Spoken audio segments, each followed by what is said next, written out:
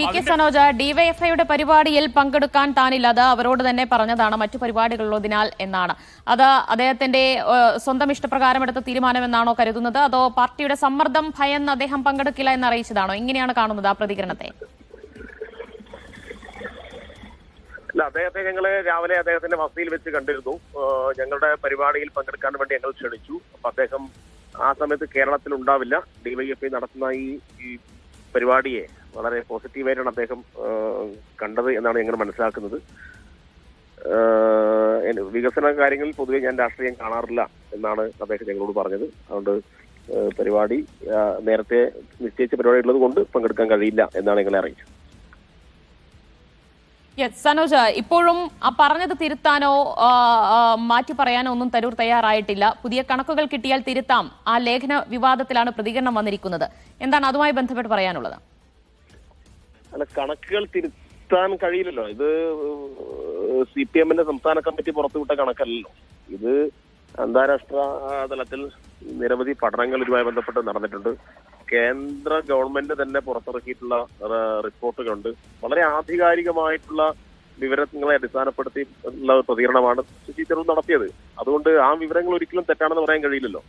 പക്ഷെ ആ കണക്കുകളെല്ലാം പ്രതിപക്ഷ നേതാവ് മറ്റ് ചില കണക്കുകൾ, കേരളത്തിലെ വ്യവസായങ്ങളുടെ എണ്ണം അടക്കം നിരത്തി അതെല്ലാം തെറ്റായ കണക്കുകളാണ് എന്ന് പ്രതിപക്ഷ നേതാവ് അക്കമിട്ട് നിരത്തുന്നുണ്ടല്ലോ. അപ്പോഴാണല്ലോ തരൂർ അതേ നിലപാടിൽ ഉറച്ചു നിൽക്കുന്നത്. പ്രതിപക്ഷ നേതാവ് അക്കമിട്ടൊന്നും നിരത്തിയിട്ടില്ല. അത് നിങ്ങൾ പറയുകയാണ്. കാരണം ഈസ് ഓഫ് ഡൂയിങ് ബിസിനസിൽ കേരളം 1-ാം സ്ഥാനത്ത് എത്തിയിരിക്കുന്നു എന്നത് ഏത് തെളിവ് അതിന്റെ അടിസ്ഥാനത്തിലാണ് അദ്ദേഹം 1-ാം സ്ഥാനത്തില്ല എന്ന് പറയാൻ കഴിയുക? അങ്ങനെ പറയാൻ കഴിയുമോ? കേരളം ഈസ് ഓഫ് ഡൂയിങ് ബിസിനസിൽ 1-ാം സ്ഥാനത്ത് 1-ാം റാങ്കിൽ കയറി എന്നത് യാഥാർത്ഥ്യമല്ലേ? ഇല്ലാന്ന് പറയാൻ കഴിയുമോ? ആ യാഥാർത്ഥ്യമല്ലേ ശശി തരൂർ സൂചിപ്പിച്ചത്? ഏറ്റവും മികച്ച സ്റ്റാർട്ടപ്പ് ഇക്കോസിസ്റ്റം ഉള്ള നാടായി കേരളം മാറി എന്നത് ആര് പറഞ്ഞ കണക്കാണ്? അത് വളരെ ആധികാരികമായിട്ടുള്ള കണക്കല്ലേ? ഈ രണ്ട് കാര്യത്തെയല്ലേ അദ്ദേഹം കൃത്യമായിട്ട് ആ ലേഖനത്തിൽ മെൻഷൻ ചെയ്തത്. അതെങ്ങനെയാണ് പ്രതിപക്ഷ നേതാവിന് തെറ്റാണെന്ന് വ്യാഖ്യാനിക്കാൻ വേണ്ടി കഴിയുക? അപ്പൊ പ്രതിപക്ഷ നേതാവ് തികച്ചും രാഷ്ട്രീയ പ്രേരിതമായിട്ടുള്ള പ്രസ്താവന മാത്രമാണ്. അപ്പൊ ആ പ്രസ്താവനയല്ല നമ്മൾ കാണേണ്ടത്.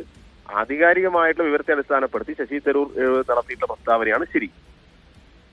ഇവിടെ ഇപ്പോൾ തരൂർ ഒരു വഴിക്കും പാർട്ടി മറ്റൊരു വഴിക്കും എന്ന് വേണമോ വിലയിരുത്താൻ? എങ്ങനെയാണ് ഇപ്പോൾ ഈ നിലപാടിൽ തരൂർ ഉറച്ചു നിൽക്കുമ്പോൾ അതിനെ മനസ്സിലാക്കേണ്ടത്? അല്ല, തരൂറിന് ആ നിലപാടിൽ ഉറച്ചു നിൽക്കാതിരിക്കാൻ കഴിയില്ലല്ലോ.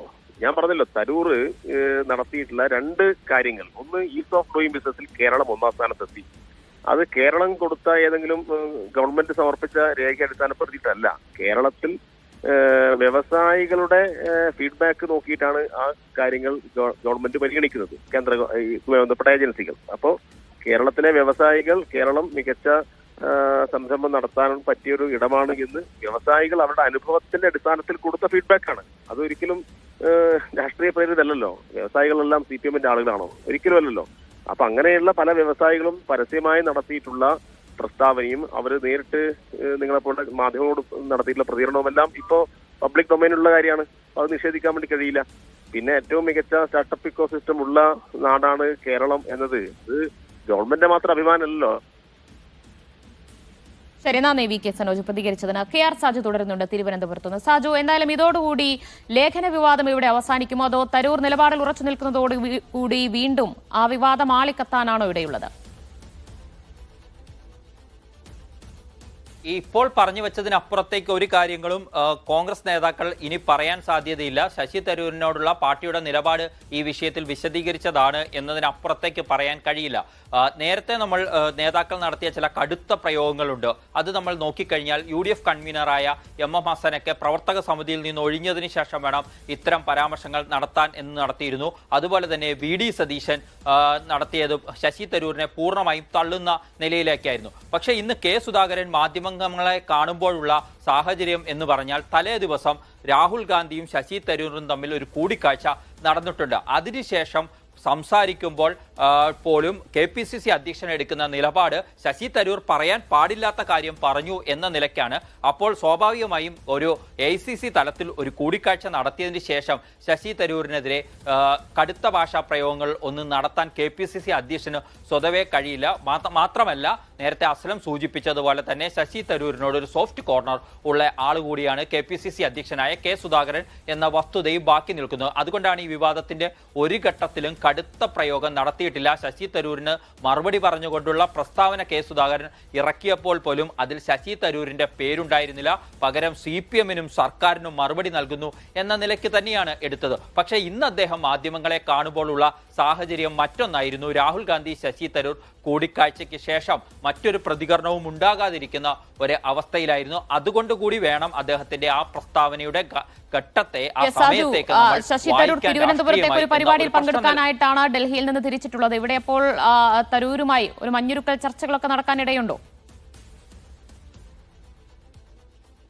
ഇനി കൂടുതൽ കൂടിക്കാഴ്ചകളൊന്നും ഇതുമായി ബന്ധപ്പെട്ട് ഇവിടെ ഉണ്ടാവാനുള്ള സാധ്യതയില്ല. കാരണം കോൺഗ്രസിലെ ഏറ്റവും ഉന്നതരായ നേതൃത്വവുമായി സംസാരിക്കണം എന്നുള്ളതായിരുന്നു ശശി തരൂരിന്റെ ആഗ്രഹവും ലക്ഷ്യവും. KC വേണുഗോപാലിന് അപ്പുറം എന്നത് തന്നെയായിരുന്നു അക്കാര്യത്തിൽ അദ്ദേഹത്തിന്റെ നിലപാട്. അത് ഇന്നലെ സാധ്യമായിട്ടുണ്ട്. അപ്പോഴും പൂർണ്ണമായ മഞ്ഞുരുക്കം ഉണ്ടായിട്ടില്ല എന്ന് വേണം ഇന്നത്തെ പ്രതികരണത്തിൽ നിന്നും വായിച്ചെടുക്കാൻ. നിലപാടുകളിൽ ശശി തരൂർ ഉറച്ചു നിൽക്കുക തന്നെയാണ് എന്ന കാര്യത്തിൽ സംശയമില്ല.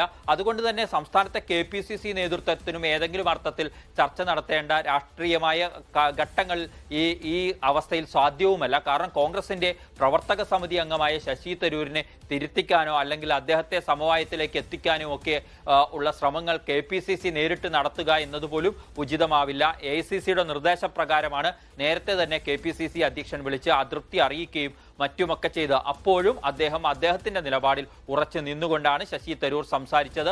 മറ്റു കണക്കുകൾ ഉണ്ടെങ്കിൽ നിങ്ങൾ കൊണ്ടുപോവാ, ഞാൻ അതും പരിശോധിക്കാം എന്ന ഒരു നിലപാട് ആവർത്തിച്ചു. ഇപ്പോഴും അത് തന്നെ ആവർത്തിക്കുന്നു. തിരുവനന്തപുരത്തേക്കുള്ള അദ്ദേഹത്തിന്റെ മടക്കം നേരത്തെ നിശ്ചയിക്കപ്പെട്ടതാണ്. ഡൽഹിക്ക് പോകുമ്പോൾ തിങ്കൾ ചൊവ്വ ദിവസങ്ങളിൽ ഡൽഹിയിൽ തുടരുകയും ചില പാർലമെന്ററി സമിതികളിൽ പങ്കെടുക്കാനുണ്ടെന്നും അതിനുശേഷം ബുധനാഴ്ച വൈകിട്ടോടുകൂടി തിരുവനന്തപുരത്ത് എത്തുമെന്നും നേരത്തെ ശശി തരൂരിന്റെ ഓഫീസ് അടക്കം വിശദീകരിച്ചിരുന്നു നമ്മൾ ബന്ധപ്പെട്ട ഘട്ടത്തിൽ. അതിന്റെ മടക്കമാണ്. അടുത്ത വരും ദിവസങ്ങളിൽ മറ്റ് ചില പരിപാടികൾ അദ്ദേഹത്തിന് സ്വാഭാവികമായും മണ്ഡലത്തിൽ അടക്കം ഉണ്ട് എന്നാണ് നമുക്ക് മനസ്സിലാക്കാൻ കഴിയുന്നത്. അവിടങ്ങളിലൊക്കെ അദ്ദേഹം കൂടുതൽ പ്രതികരണങ്ങൾ നടത്തുമോ അതോ ഈ പ്രതികരണത്തോടുകൂടി അദ്ദേഹം ഈ വിഷയത്തിലെ അദ്ദേഹത്തിന്റെ ഒരു നിലപാട് പറച്ചിൽ അവസാനിപ്പിക്കുമോ എന്നാണ് ഇനി കണ്ടറിയേണ്ടത്. കൂടുതൽ ശക്തമായി ഈ വാദങ്ങളുമായി ശശി തരൂർ മുന്നോട്ട് പോയാൽ കേരള നേതാക്കളും ചിലപ്പോൾ അതേ നാണയത്തിൽ മറുപടി പറഞ്ഞേക്കും. അല്ലെങ്കിൽ ഈ വിവാദത്തിന് താൽക്കാലിക വിരാമം ഇടണം എന്ന ഒരാഗ്രഹം KPCC നേതൃത്വത്തിനും കേരളത്തിലെ നേതാക്കൾക്കുമുണ്ട്. കാരണം വിവാദം കൂടുതൽ മുന്നോട്ട് കൊണ്ടുപോകുന്നത് പ്രതിപക്ഷത്തിന് ഗുണം ചെയ്യില്ല എന്ന തിരിച്ചറിവിൽ കോൺഗ്രസ് നേതാക്കൾ എത്തിച്ചേർന്നിട്ടുണ്ട്. ദിവ്യ.